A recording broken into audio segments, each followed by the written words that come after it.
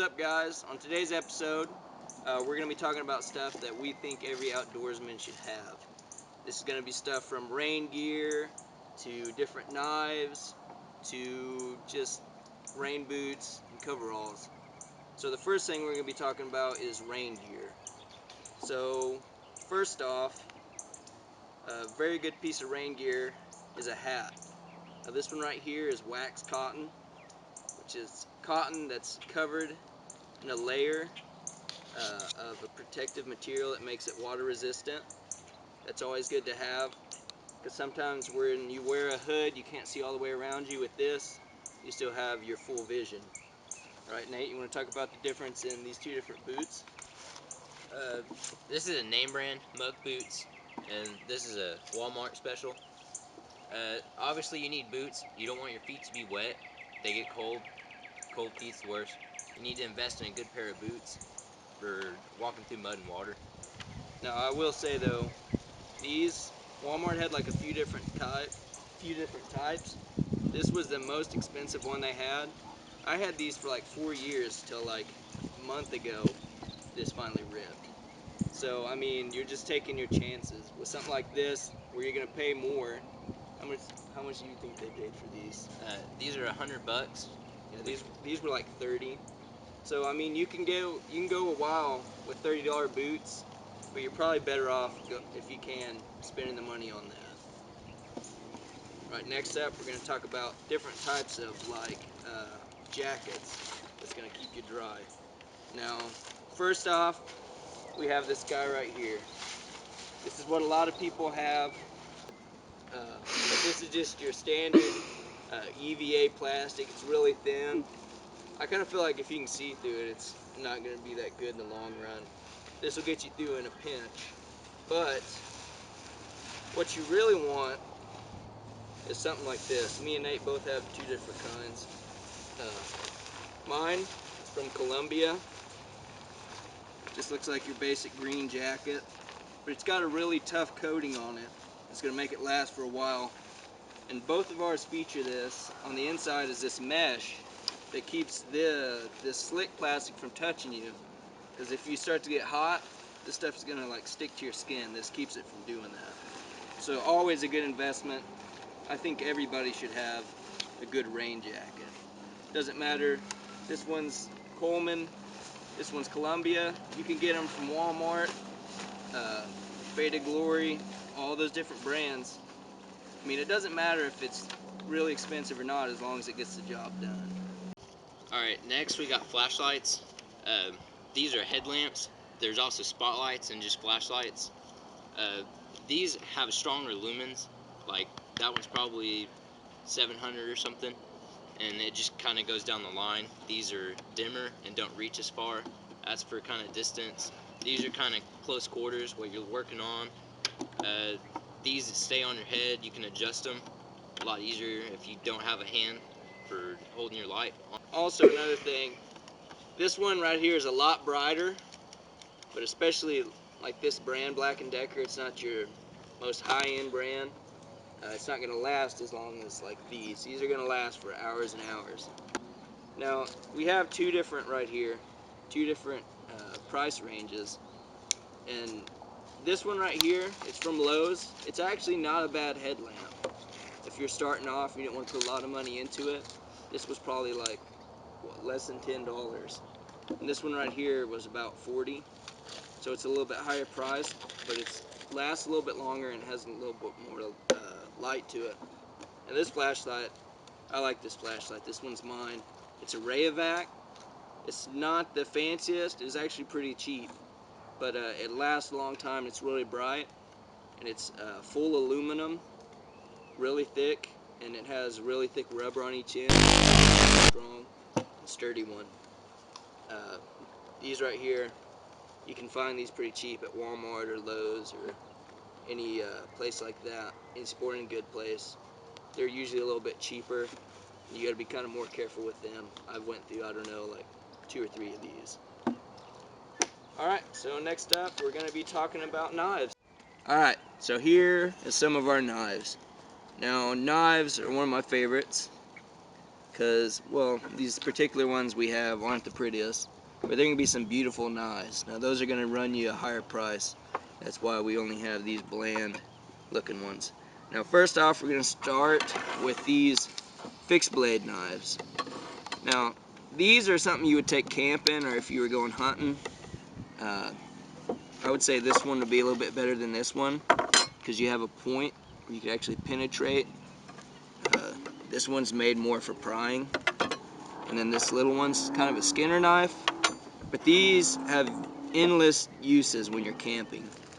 You can use these to carve things, you can use them to cut any rope or twine you need to. You can also use them to clear trails, you can use them to make tent stakes. The possibilities are endless. Now these are what a lot of people actually like to use in their day-to-day lives. These are little multi-tools. This one's not so little, but I'm sure you've seen these on some survival show or some movie. Usually they have a pair of pliers, and then they have knives. Some of them have serrated knives, some of them have smooth knives. This one actually is a saw. Here's the blade on this one. It's kind of a half and half. But this is a more high-end one. How much did you pay for this one, Nate? I paid $188 for that. Yeah, so this one's going to be a little bit higher than, say, this one. This one's actually his dad's. Who knows how old it is? Is that a comb? I think that's a saw, but it kind of looks like a comb. I wouldn't try it. Let's see, here's the blade on this one. This one's more cheap, or it's a cheaper one. Actually, it almost looks like a hoof cleaning knife. And then right here we have what people usually have. These are pocket knives. These are two kind of strange ones. But this is just what we happen to be carrying for the day. This one's kind of a souvenir one from Alaska. And this one's a box blade. And then right here we have a different category. Why don't you talk about these, Nate? Tell them a little bit about these since they're yours. These are processing knives. You can skin. These ones are super duper sharp. Some of them will have a gut hook, and then there'll be just some that kind of stick under the skin, get the skin away. And then these are more for like butchers, chop the head off a fish. You got to make sure you keep all your knives really sharp. There's a lot of knife sharpeners out there. You need to make sure you put a lot of money into that. That'll keep your blade nice and make sure it lasts and lasts. And these are actually cool because they're from a brand. It looks like it's called Meyerco. And these all came in like a whole set with a little case for it. So if you're a hunter, that'd be a good option because you'd have all these and a sharpener. And if you look right over here, when you buy a knife, especially a fixed blade, and sometimes these multi-tools come with sheaths, but sometimes they come with a good sheath and sometimes they're not that good. These are your basic ballistic nylon, and then they actually have a little plastic insert in there. I think I can pull this one out. But a lot of times they have a plastic insert like that, and that keeps it from cutting the nylon. And usually they just come with the knife. Now you can have some made, which this one right here for this multi-tool was actually made. Somebody just put this knife in there, which sometimes you can get some that are a lot cooler and you can actually have them custom made to better fit your lifestyle than these that just come with it and are really cheap. And then this multi-tool came in one too that even has little pockets to put other gear. And here's that case right here. It just says Meyerco, and it has a spot, and it has carrying instructions. That's about it, all we have for the knives. Alright, now we're moving on to hats. What's that on your head, Colton? That's a hat, you dingus. Hats are next. These are ball caps. You probably have one of these just sitting in your closet or something. You need to keep a hat on. Sometimes it'll keep you cool and keeps the sun off you. If it's raining, it'll also keep the rain off you. Or if you have super duper long hair, it'll keep it out of your face with a hat. These are adjustable. There's some that are snapbacks. These are Velcro. You can adjust it. If you have a shrunken head, Velcro is what your you grandpa can used. adjust it to that.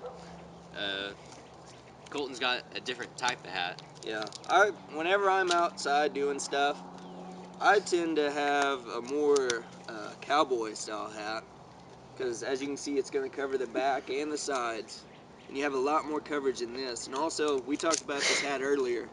It has a waterproof coating on it, so if I'm out in the boat fishing or just paddling around, it's going to keep some of that rain off me and the sun. And the cool thing about this one, you can bend it, block the sun a little bit more. But also, another thing that's important to have is sunglasses. Now these can protect your eyes from debris. You can get some that are Shatter resistant. shatter resistant. And also it protects your eyes from the sun. When you're out on the boat all day on the water, that water is like a mirror and it's reflecting all that sun back on you. And it can actually cause kind of like a snow blindness because it's got that sun in your eyes all day and it can kind of burn them. If you're a welder, you might have experienced that. It's kind of similar in a smaller degree. Alright guys, so we're going to talk about coveralls. As you can see, these are not my own. These are kind of big. These right here are Walls. This is like a brand you can get at Orstland's Tractor Supply. Walmart carries them. It's not the fanciest brand. It's definitely not Carhartt's, but it's still pretty good. Now, what coveralls are good for is when you're outside working all day in the cold or the snow, these are going to keep you really insulated. Nothing sucks more than working in the cold and just being freezing. Also, you can see they feature a lot of pockets. Some of them Velcro, some of them don't. And you have your pants pockets right here. You got some booty pockets. This one zips, put your wallet in it. And yeah, it's even got some pockets inside. We'll kind of let you see the inside. It's got the outside material, of course, and then it has a layer of stuffing with this synthetic, I'm guessing it's a little bit water resistant material. And then you have some pockets for probably like your cell phone, or that's probably to hang your keys on. But these are good investment. I think everybody should have a pair of these. That'd be creepy. Alright, we're on. Okay, so we have two different types of backpacks here. This one is more of like an outdoors one, obviously. It's Eddie Bauer. And then this one's a Swiss Tech. Now this one looks like it may have a little bit more pockets in that one, but that's because this one is actually like a school. This one's actually like a school backpack slash computer bag. So in here it's got a big pocket for your computer with a little padded deal. Also, this thing's supposed to be shock absorbent. I don't know how. But I keep my pencils. I'll keep like a pocket knife in here. Some of the stuff we talked about today, it's going to be in here. A small first aid kit. The same with his. His actually feels a little bit lighter, but they're about the same size. They can hold about the same amount. But it's always good to have a backpack because you never know when you're going to need to put something in it, and you never know when you're going to need to take something out. No! What are you doing? Talking about gloves. Now, gloves are something when you're working outside. You can keep these in your truck or in your bag. Come home, like Nate and Jake probably do. Dad says you got to help move hay bales or something. You don't want the cattle. Yeah, you don't want the twine cutting your hands, so what you're going to do is throw on these gloves. The main reason for gloves is protect your hands, obviously. But also they can keep them warm, like these. These are insulated. And they're also going to be really tough and keep you from getting cut. And they just help out a lot. It makes your work go a little bit easier. Just like the coveralls, you don't have to have them, but it's going to make your life a lot easier, and it's going to make you more comfortable. Now, why don't you talk about your fancy little gloves? These gloves are a little different. Different fabric, makes it stretchy, kind of bends more to your hand, feels better, lighter. They got kind of guards, so you don't hurt your knuckles and stuff. Also, it's got more of a traction on it. It's got some kind of little grippy fabric sewed on. Just in case you have to move something, a dryer or something, your hands won't slip with these grips. You always need gloves so you don't rip up your hands. So I mean, what did you get these for though? Isn't there a specific reason? I use these for rappelling and rock climbing. Really good for holding on ropes. They don't slide like these work gloves do. Yeah, since these don't have that rubberized texture, it's just gonna slide across that leather. Now this is Kenco, and that's Husky. Either one of these are fancy brands. Both from Tractor Supply. Yeah, they're both from Tractor Supply, but they've been around. These look like these have been around like at least 2 years. Yeah. So these are cheap gloves. If you get 2 years out of these, that's awesome. These I'm sure are gonna be the same way. Also, these when they're wet, they're soaked, and it's going to take multiple days to dry Yeah. out. These are lighter and they'll dry out faster. So it's the synthetic material. That's what gives it the ability to dry out so fast. So these are used for different activities, obviously. All right, guys. So that's pretty much what we got for today. Let me see these. We'll just throw them over there on the pile of goodness. Now, we showed you a few things. Some of them were fancy. Well, not too fancy. We can't afford fancy. But some of them were a higher-end product. You don't always have to go with that, especially when you're first starting out. You can go with something a little bit lower. You know, there's brands, Ozark Trail, Outdoor Products, not that expensive of a brand, Husky. Those are all good products. I would recommend reading the reviews though before everything. That's one of the awesome things about technology these days, is you can look all over the internet, you can find what you want, you can see how good it is or not. I mean, whenever you bought that kayak, we did that, and you've loved that thing. It's always better to do your research and see what other people have said about it. And recommend things. If you find out it's good, has good reviews and everything, recommend it to your friends. Yeah, exactly.